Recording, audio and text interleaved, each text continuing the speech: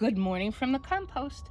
Just wanted to show you, I dug out a ton of soil. Look at that gorgeous soil. Look how deep and dark and beautiful it is.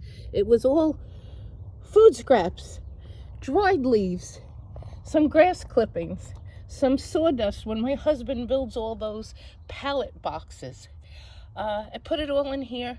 Snow is wonderful as well because it provides some natural nitrogen, and the little microbes way down deep, they're working hard to transform, biodegrade, and make the most beautiful soil, rich, organic material.